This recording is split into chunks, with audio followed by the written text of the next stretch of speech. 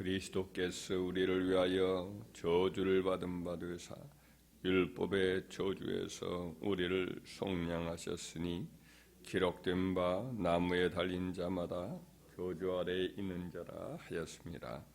이는 그리스도 예수 안에서 아브라함의 복이 이방인에게 미치게 하고 또 우리로 하여금 믿음으로 말미암아 성령의 약속을 받게 하려 함이라. 아멘.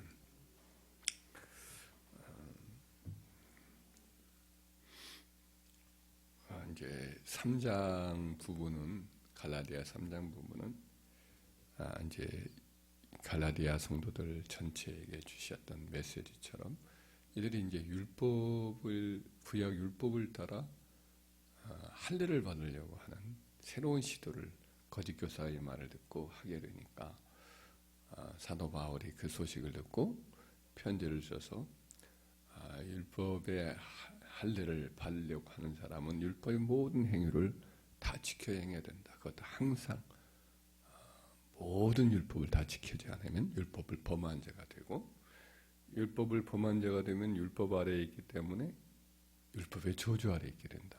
저주를 받는 삶을 살게 된다. 근데 아브라함은 믿음으로 말미암아 의롭다함을 받은 사람이다. 그래서 너희들도 마찬가지로 이제 성령으로 말미암아 증거된 복음을 듣고 아브라함과 같이 믿음으로 말미암아 의롭다함을 받고, 그래서 하나님이 아브라함에게 약속을 주셨던 복을 받는다. 그래서 7절에 한번 보면 3장 7절에 보면 그런즉 믿음으로 말미암는 자들은 갈라디아 3장 7절 믿음으로 아브라함과 똑같이 믿음으로 말미암는 자들은 아브라함의 자손인 줄 알지어다. 너희들도 믿음으로 말미암아 아브라함의 자손이다. 아브라함의 믿음으로 의롭다함을 받은 것처럼 너희들도 믿음으로 그리스도 예수를 믿고 하나님의 자녀가 되었으니 아브라함의 자손인 줄 알라. 이렇게 말씀하면서 8절도 역시 이방인이 아브라함이 주셨던 것처럼 이방 만민의 복이 될 것이라 했으니까 아브라함과 똑같은 믿음을 가진 너희 이방인들도 역시 아브라함과 마찬가지로 이제 복을 받는다.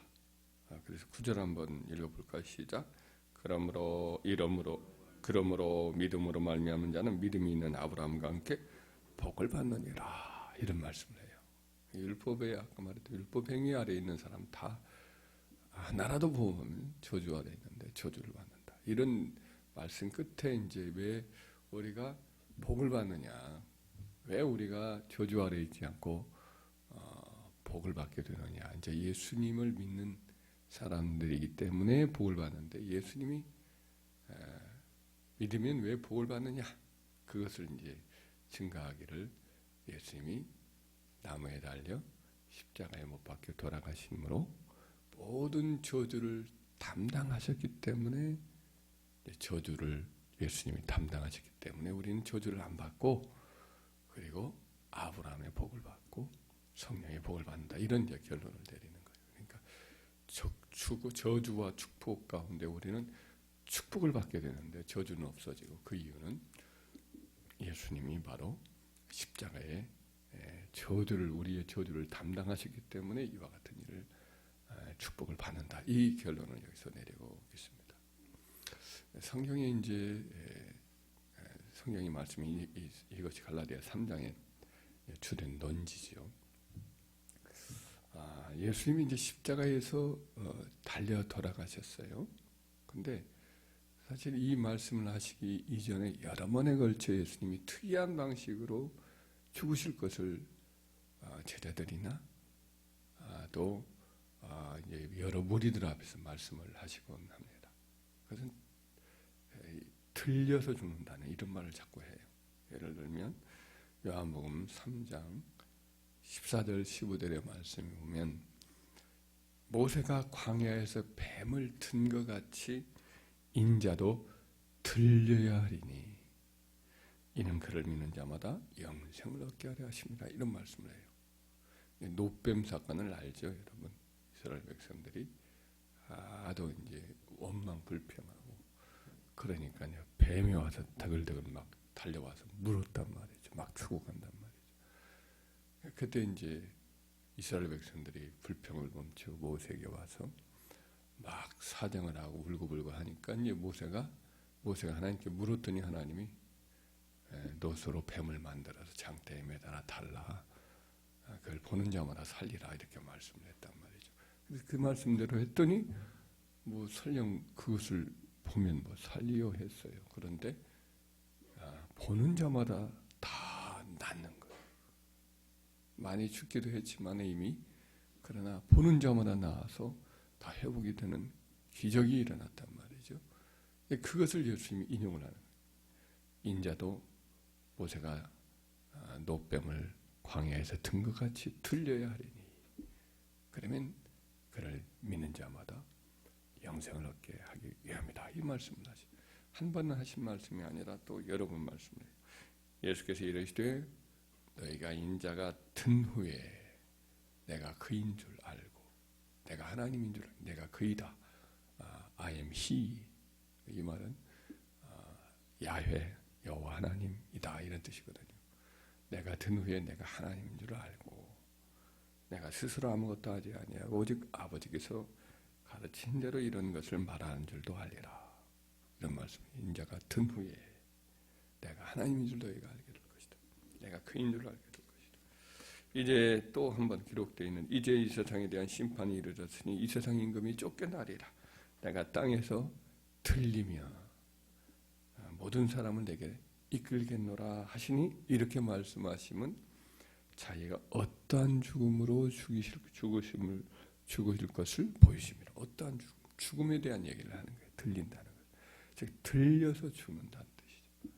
결국 예수님이 여러 차례에 미리 이런 이야기를 제자들에게 말씀을 하신 것은 그게 특이한 방식으로 들려서 죽을 것을 말씀을 하신 거죠. 유대인들이 사실은 예수님 죽일 기회가 많이 있었어요. 칼로 죽일 수도 있을 거예요. 아무도 소리 안 나게 군인들 보내가지고 길목에서 습격을 해서 테러를 해서 칼로 혹은 몽치로 이렇게 해서 죽일 수도 있었을 거예요. 아니면 공개적으로 할 수 있는 방법은 예수님 말씀을 증거하시는데 신성모독을 빌미로 삼아서 달려들어 돌로 쳐 죽일 수도 있었을 거예요. 홧김에 군중들을 부축해서. 근데 그렇게 안 죽으셨어요. 잡아 죽이려고 돌로 들으면 예수님이 쓱하니 피하여 가시곤 했어요. 그리고 칼이나 몽치로 죽일 수 있는 린치, 테러 할 수 있는데 그런 것을 예수님이 또 막으시고 또 그렇게 하셨어요. 그런데 이제 결국은 이제 이방인이 그 당시 이방인 로마 제국이 다스리고 있는 그들에게 예수님이 자꾸 넘겨지게 되는 이유. 심지어 빌라도가 너희가 데리고 와서 재판해라. 이렇게 얘기했는데 우리는 죽일 권한이 없다 하면서 끝까지 이제 빌라도에게 막 매달려서 재판하라고 그렇게 해서 결국은 십자가에 못 박은 이유는 뭐냐? 성경의 구약에 있는 하나님 말씀을 이루려 하기 위함이에요. 그것은 신명기 3장 13절 14절 말씀인데, 오늘 본문의 말씀 신명기 21장 22절 23절 말씀인데, 이 말씀이 이제 오늘 본문에 인용된 말씀이기도 해요. 사람이 만일 죄를 범함으로 네가 그를 죽여 나무에 달거든 그 시체를 나무에 밤새도록 두지 말고 그날에 장사하여 내 하나님 여호와께서 내게 기업으로 주신 땅을 더럽히지 말라. 나무에 달린 자는 하나님께 저주를 받았음이니라. 이 말씀이 나와요. 사울 왕이 죄를 범함으로 온 세상에 기근이 든 저주가 임했거든요.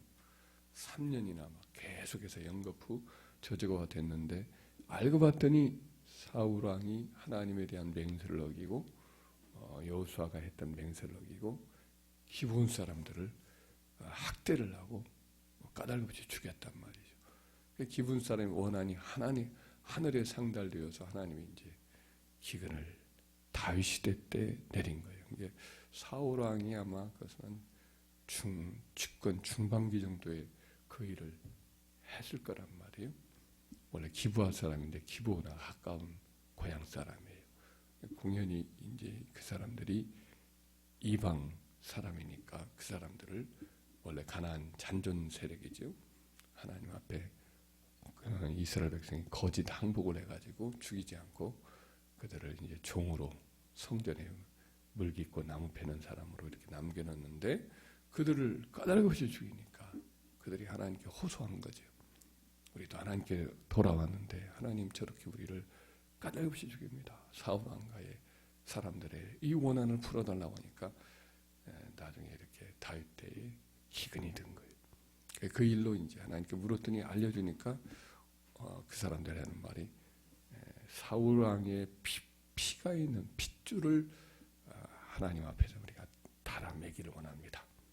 그랬더니 7명 사울의 후손 중에 7명이 거기서 이제 그들에게 넘겨주었을 때 그들을 하나님에서 매달아서 달아서 죽이죠. 그때 이제 매달려서 죽였을 때에 비가 이제 막 내리기 시작을 합니다. 그게 이제 하루에 있었던 일인지 며칠 갔는지는 몰라요. 원래는 하루를 넘기면 안 돼요.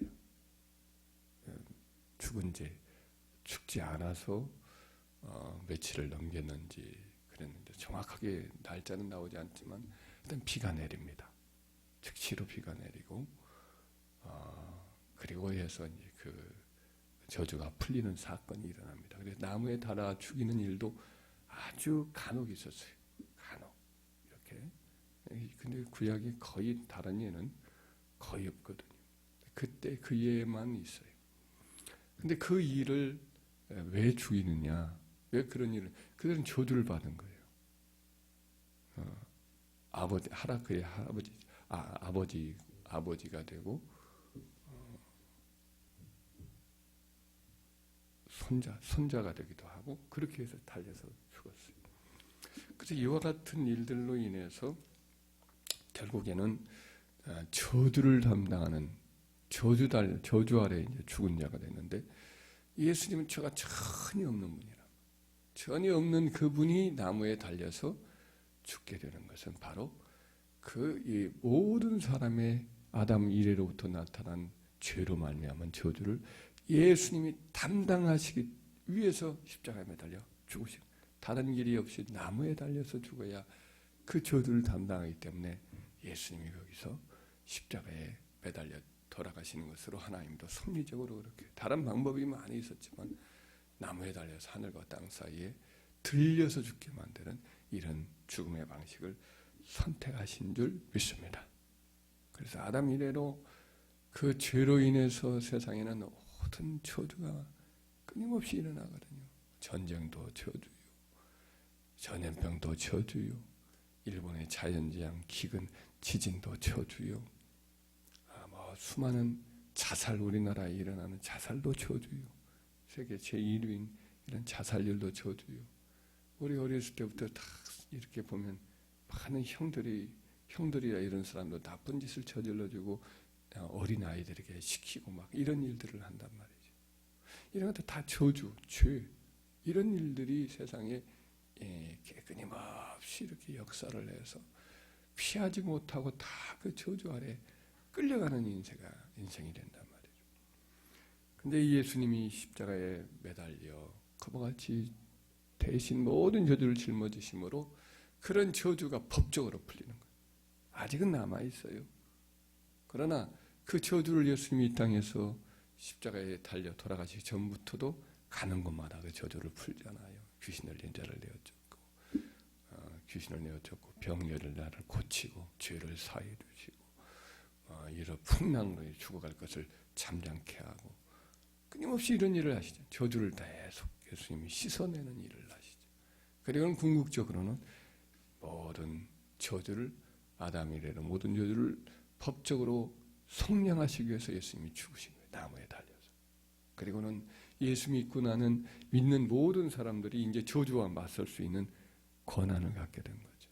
예수 이름으로 조상으로부터 내려오는 모든 저주를 하나씩 이제는 대적하고 우리에게 삶에 다가오는 저주도 예수 이름으로 다 막아내고 예수님이 담당하셨다라고 선언을 하게 되고 그래서 그것들과 싸울 수 있는 권세를 주신 줄 믿습니다. 그리고 나서 예수님은 또 그 아브라함의 복을 이제 풀어놓으시는 거죠. 아브라함의 복에 참여하게 만드는 거예요. 자손들이 다 복을 받고 형통하게 되는 길을 열어주시는 거죠. 땅이 달라져요. 땅도 저주를 받거든요. 북한은 저주가 자꾸 임하니까 계속 기근도 들고 그 지도자의 핍박과 압제 아래 있게 되고 근데 우리는 그래도 이상하게 우리나라는 이상하다는 거죠. 망해야 되는데 이상하게 잘 된다는 이런 말을 한단 말이죠. 이상하게 잘 안 될 것 같은 불안정한 요소도 있는데 그래도 이상하게 하나씩 넘기고 하는 그런 일들을 받는 것은 그래도 하나님의 택한 백성들이 땅에서 기도하고 주의 택한 백성들 때문에 세상 사람들도 잘 되고 그렇게 하신다고 미국의 경제학자가 얘기한다는 말을 전해들은 바가 있습니다. 그렇습니다. 이와 같은 저주 대신의 축복도 예수님의 십자가에 매달려 돌아가신 성령의 은혜로 주어지는 줄 믿습니다. 더 나아가서는 가장 큰 은혜, 구약에 이제 새 언약에 약속되어 있던 성령의 약속도 축복도 받게 하기 위해서 십자가에서 예수님이 대신 저주를 받게 하신 거예요. 복 중에 복이 성령의 은혜인 줄 믿습니다. 할렐루야. 오늘 이 본문의 말씀 바로 그런 말씀을 하고 있습니다. 나무에 달려 예수님이 왜 십자가에 못 박혀 죽으셨나? 그 이유가 바로 여기에 있습니다. 예수님은 그걸 아시고 처음부터 인자는 들려야 하리니라는 말씀을 자주 하셨고 또 이방인에게 내가 넘겨져서 이렇게 고난을 당하고 죽임을 당하고 사흘 만에 살아나리라. 처음부터 제자들에게 이방인에게 넘겨질 것을 말씀하신 것은 그 당시에 가장 악독한 사형 방법이 바로 로마 제국에게서 이방인들에게 실시했던 자기 나라 백성에게는 안 해요. 이방민들에게나 하는 최고의 사형 방법이 바로 십자가형인데 그걸 이제 예수님에게 적용할 것을 예수님이 아시고 섭리적으로 그렇게 또 역사하시고 그걸 미리 말씀을 하신 거지. 그 몸소치는 너무나 고통스러운 혐오스럽고 고통스러운 십자가 위에 올라서 하늘과 땅 사이에 들려서 저주를 받아서 하나님으로부터 버림당하는 그런 자리까지 기꺼이 자청하셔서 오르신 우리 주님을 진심으로 찬양하고 감사하고 사랑합니다.